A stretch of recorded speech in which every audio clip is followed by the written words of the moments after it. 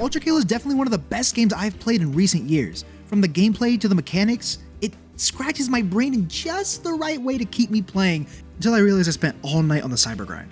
But we haven't received an update in over 10 months, which makes it hard to keep praising it and... Wait, what?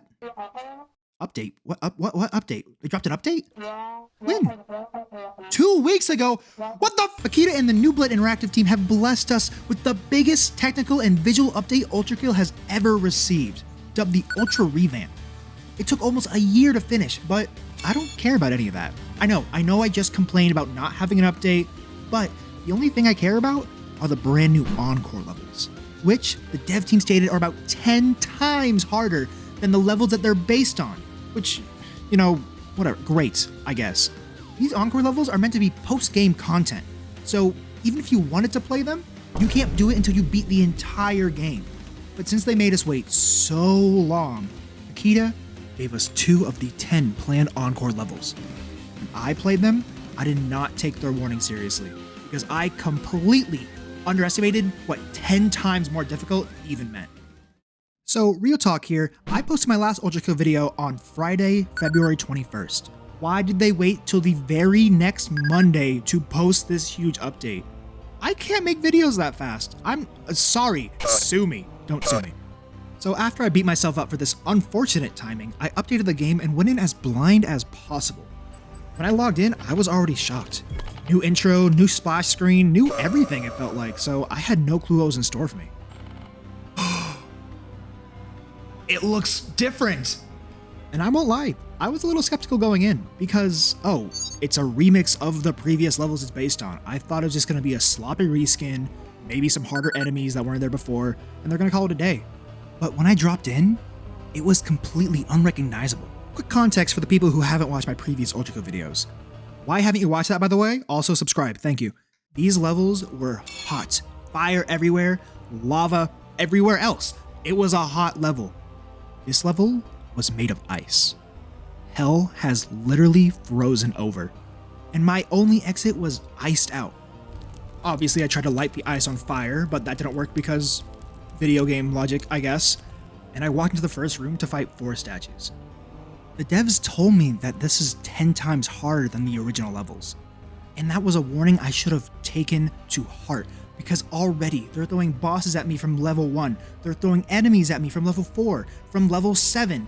Why are they doing this? I just started. Literally, I just started. I think I'm like maybe 2 minutes into the level at this point. I just started, go away.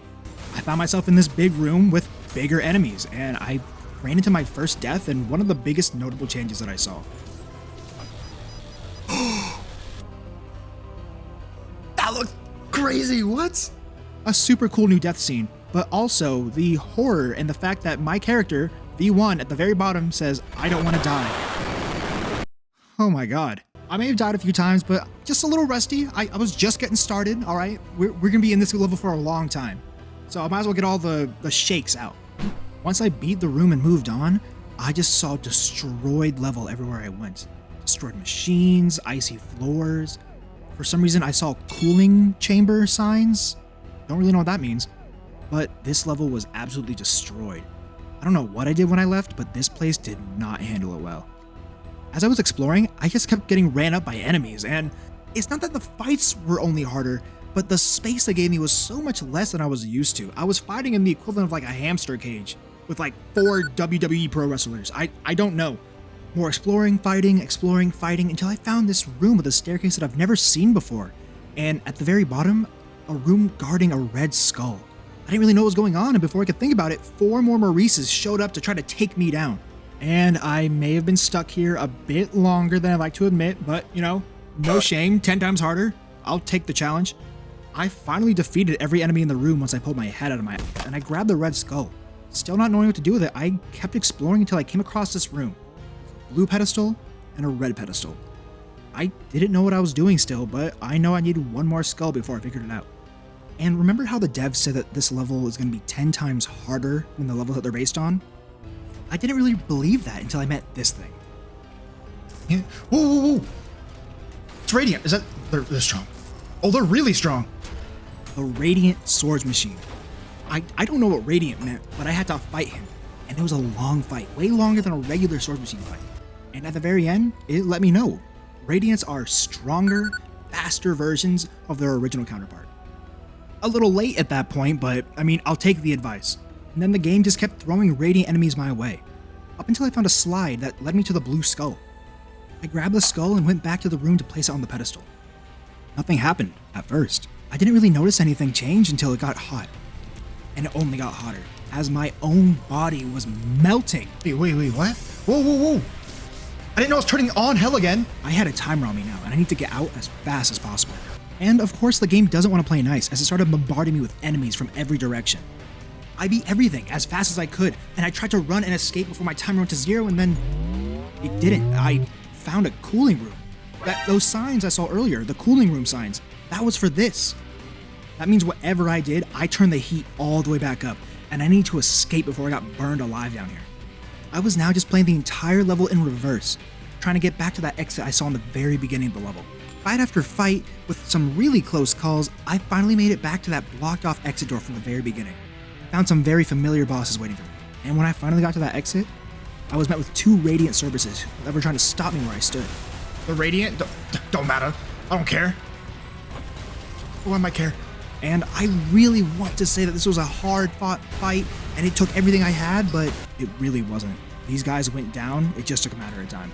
I think I actually beat this one my first try. And when I finally left, I clocked in a time of over 22 minutes, but, you know, who's counting? Not me. I finally beat the level with a super disappointing D rank. It was not a lie when they said that these levels were tough, but we still have one more to go.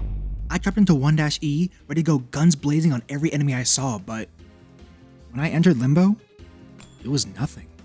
The once vibrant level was just gray and ashy and completely devoid of any life. And as far as I knew, the only color in this world were coming from the enemies I had to kill. Even with all the killing I had to do, this level just felt lifeless. I went through, there wasn't that many enemies, I saw something that I thought was a boss fight, but nothing happened. I just kept going. I even ended up fighting enemies on their literal graves. If that isn't morbid, then I don't know what is. I fought my way deeper and deeper through the level until I found myself in this giant room, and the floor started suddenly opening up with a giant fan underneath me, ready to cut me up whole. One touch from that fan below was all it took, and I was done. After a few deaths, I adopted a new strategy that I found called hold on for dear life, as I use my whiplash to just hold on to the flying enemies so I don't fall into the void. And eventually it worked. I escaped and I saw just a red skull sitting there, waiting for me. I picked it up and, of course, it dismantled the entire power system that the level was based on. I left with the skull and saw that the color was actually back in the world, but not in the way that I expected, as all the walls kept changing from screen to different landscapes. Once again, I was in a world that was falling apart. I fought and slashed my way through hordes of enemies, and saw that they even got to my nemesis, the cancerous rodent, RIP. I grabbed another skull, ran through the level, and that boss fight that I thought was gonna happen earlier, yeah, it's happening now. I fought that boss and barely subscribed to the skin of my teeth. Survived, not subscribed. I've already subscribed, you should do that too. I placed down the blue skull and I moved on to fight more radiant enemies until I got to the end of the level, where it showed me that I was going to have a rematch with the Hideous Mass. But I wasn't just fighting the Hideous Mass, I was fighting 3 bosses all at the same time. Unlike the last level, this boss fight was much harder. The boss fight was tough, and I couldn't even fight the big one until the 2 small ones were killed. Once everything was done, I jumped in the hole and beat the level with another D rank after 16 minutes.